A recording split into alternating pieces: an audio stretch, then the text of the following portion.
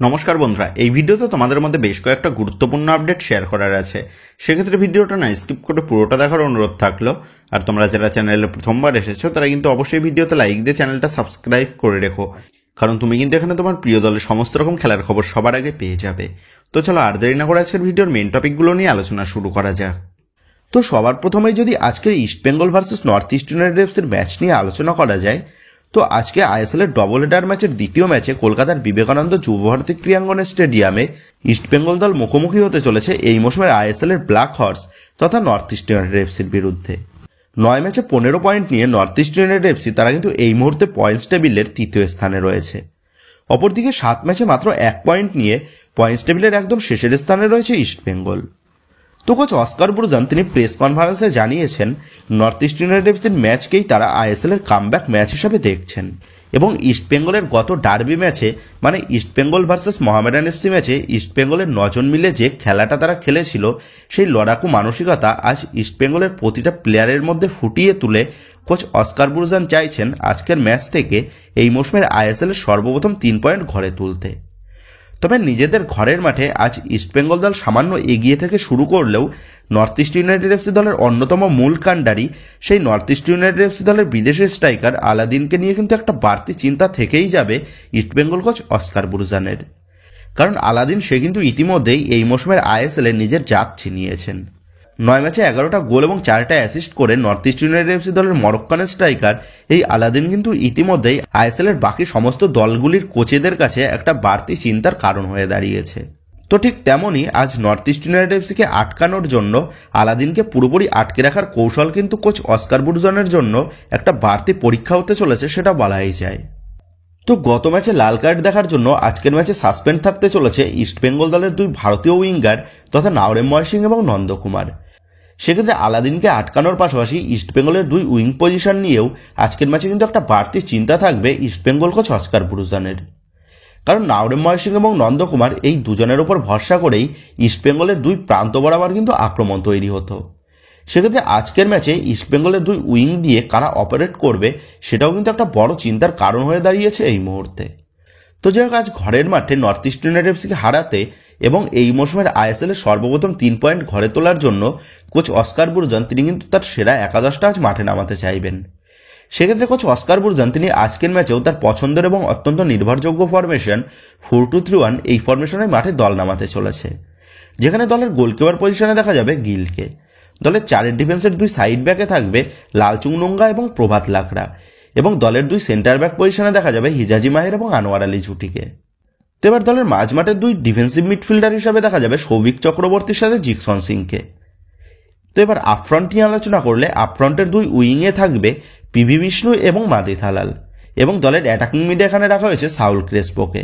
আর আজকের ম্যাচেও দলের স্ট্রাইকার হিসাবে দেখা যাবে ডিমিত্রিয়াস ডিয়ামান্টাকোসকে। তো এইরকমই প্লেইং 11 নিয়ে আজ নর্থ ইস্ট ইউনাইটেড এফসি বদের উদ্দেশ্যে কিন্তু মাঠে নামতে দেখা যেতে পারে ইস্টবেঙ্গল দলকে। তো বন্ধুরা, তোমাদের মতে আজকের ম্যাচে ইস্টবেঙ্গলের সম্ভাব্য একাদশ কি হতে পারে এবং আজকের ম্যাচের ফলাফল কি হতে পারে বলে মনে হচ্ছে, এই বিষয়ে তোমাদের মতামতটা অবশ্যই নিচে কমেন্ট করে জানিয়ে দিও। তো যে একেবারে নেক্সট আপডেটটা বেরিয়ে আসছে আনোয়ার আলীকে নিয়ে। তো দীর্ঘদিন ধরে চলে আসা বাংলা সিরিয়ালের মতন ঘটনা কিন্তু ঘটে চলেছে আনোয়ার আলীর কেস নিয়েও। যখন মনে হচ্ছে এই বিষয়টা শেষের দিকে এগোচ্ছে, ঠিক তখনই বাংলা সিরিয়ালের মতন বিষয়টাকে কিন্তু টেনে লম্বা করা হচ্ছে আনোয়ার আলীর কেসটাতেও। ভারতীয় ফুটবলকে বহুদিন আগে থেকেই সমর্থকরা জোকার বলে কিন্তু আখ্যায়িত করে এসেছে। তবে এবার কিন্তু আনোয়ার আলীর কেস নিয়ে ভারতীয় ফুটবল যেভাবে এগোচ্ছে তাতে তাদেরকে কেন জোকার বলা হয় সেটা কিন্তু আরও ভালোভাবে পরিলক্ষিত করা যাচ্ছে।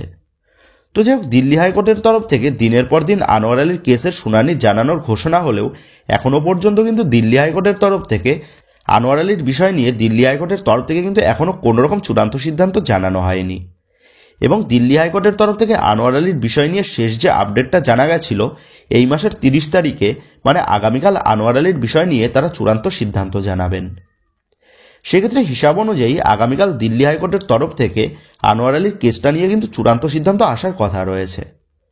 তবে আদতেও আগামীকাল সেই সিদ্ধান্ত ঘোষণা হচ্ছে নাকি বা হবে নাকি সেই নিয়ে কিন্তু এখনও পর্যন্ত কোনো নিশ্চয়তা নেই, কারণ গত দিনগুলোর মতনই আগামীকালও যে আমরা নতুন কোনো নাটক দেখতে পাবো না সেটা কিন্তু জোর গলায় বলা যাচ্ছে না।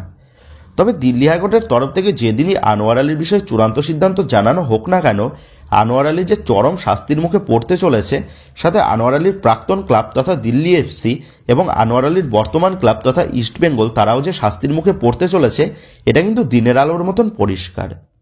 তবে সবশেষে এখন এটাই দেখার বিষয় হবে সেই বহু অপেক্ষাকৃত চূড়ান্ত শুনানি আগামীকালই ঘোষণা করা হয় নাকি দিল্লি হাইকোর্টের তরফ থেকে।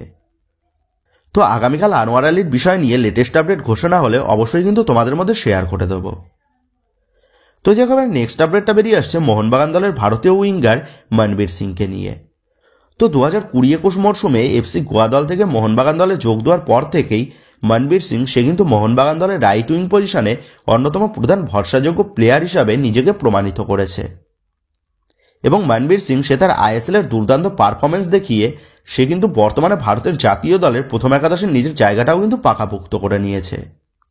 মোহনবাগান দলে যোগ দেওয়ার পর থেকেই প্রতিটা মরশুমে মোহনবাগান জার্সিতে গোল এবং অ্যাসিস্ট করে দলকে জয়ের মুখ দেখানোর পাশাপাশি নিজের কেরিয়ারের পাশেও বড় রেকর্ড কিন্তু গড়ছিলেন মনবীর সিং এবং দীর্ঘ কয়েক বছর সবুজ মেরুন জার্সিতে গোল এবং অ্যাসিস্টের বন্যা বইয়ে এবার কিন্তু সবুজ মেরুন জার্সিতে একটা বড় রেকর্ড গড়ে ফেললেন মোহনবাগান দলের এই ভারতীয় উইঙ্গার মনবীর সিং।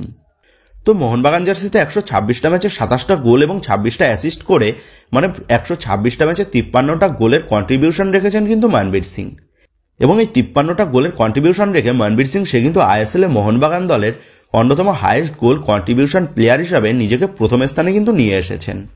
মানে সহজ কথায় বলতে গেলে মোহনবাগান দল আইএসএলে আসার পর থেকে আজকের দিনে পর্যন্ত দাঁড়িয়ে মনবীর সিংই কিন্তু হচ্ছেন মোহনবাগান দলের সর্বাধিক গোল কন্ট্রিবিউশন দাতা। তো মনবীর সিংয়ের এই দুর্দান্ত রেকর্ডের জন্য আমরা সকলেই মনবীর সিংকে অনেক শুভেচ্ছা জানাচ্ছি এবং আশা করছি মনবীর সিং সে 2027 সাল পর্যন্ত মোহনবাগান জার্সিতে আরও গোল এবং অ্যাসিস্ট করে সবুজ মেরুন জার্সিতে আরও বড় রেকর্ড সে গড়বে।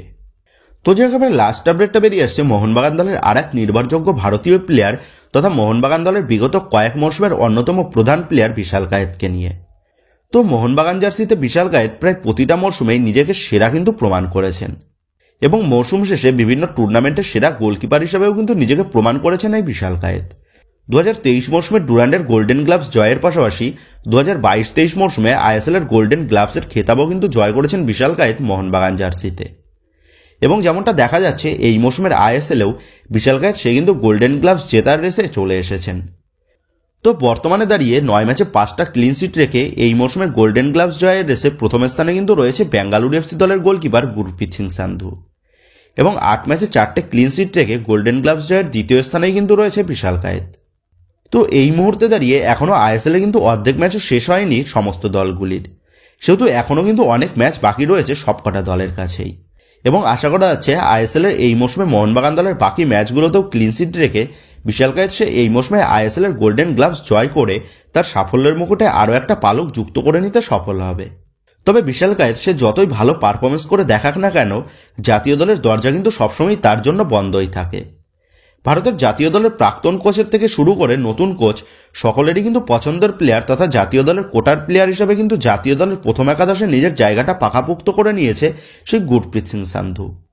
তো আমরা সকলেই আশা করব আমাদের জাতীয় দলে এবার কোটার প্লেয়ার বাদ দিয়ে যে প্লেয়ার সত্যিই জাতীয় দলের প্রথম একাদশে খেলার উপযুক্ত দাবিদার তাকে যেন সুযোগ দেওয়া হয়। আর যদি বিগত দিনগুলির মতনই কোটার প্লেয়ার দিয়ে জাতীয় দল পরিচালনা করা হয় তাহলে আগামী 50 বছরেও আমাদের জাতীয় দলের উন্নতি সম্ভব হবে নাকি সেই নিয়ে কিন্তু যথেষ্ট সংশয় রয়েছে। তো যাই হোক, তোমাদের মতে আমাদের জাতীয় দলের কোচ ইগোর স্টিমাকের কি উচিত কোটার প্লেয়ারদের বাদ দিয়ে এবার জাতীয় দলের প্রথম একাদশে বিশাল কায়েতকে সুযোগ দেওয়া? এই বিষয়ে তোমাদের মতামতটা অবশ্যই নিচে কমেন্ট করে জানিয়ে দিও। তো যাই হোক বন্ধুরা, এই ভিডিওতে গুরুত্বপূর্ণ আপডেট করা নিয়েই তোমাদের মধ্যে আলোচনা করার ছিল। তো আশা করি ভিডিওটা তোমাদের ভালো লেগেছে। তো যদি ভিডিওটা ভালো লেগে থাকে তাহলে ভিডিওতে লাইক দিয়ে চ্যানেল সাবস্ক্রাইব করে পাশে থাকা বেল আইকনটা অবশ্যই প্রেস করে দিও। আর তোমরা যারা এখনো পর্যন্ত আমাদের সোশ্যাল মিডিয়া পেজের সাথে যুক্ত হওনি তারা কিন্তু অবশ্যই নিচে ডেসক্রিপশন বক্সের লিঙ্ক থেকে আমাদের সোশ্যাল মিডিয়া পেজের সাথেও যুক্ত হয়ে যেও, কারণ এখন কিন্তু সমস্ত লেটেস্ট আপডেটগুলো সবার আগে আমাদের সোশ্যাল মিডিয়া পেজেই পোস্ট করা হয়। আর তোমরা এখন ফেসবুক এবং ইনস্টাগ্রামে গিয়ে তোমরা আমাদের এই চ্যানেলের নাম লিখে সার্চ করলেও তোমরা কিন্তু আমাদের ফেসবুক এবং ইনস্টাগ্রাম পেজটাও খুঁজে পেয়ে যাবে। সেক্ষেত্রে তোমাদের প্রিয় দলের সমস্ত রকম লেটেস্ট আপডেট সবার আগে জানার জন্য এবং আমার সাথে সরাসরি যে কোনো বিষয়ে কথা বলার জন্য তোমরা কিন্তু অবশ্যই মনে করো আমাদের সোশ্যাল মিডিয়া পেজের সাথে যুক্ত হয়ে যেও। তো বন্ধুরা, এই ভিডিওটা এটুকুই ছিল। তো আসি বন্ধুরা, দেখা হচ্ছে পরের ভিডিওতে।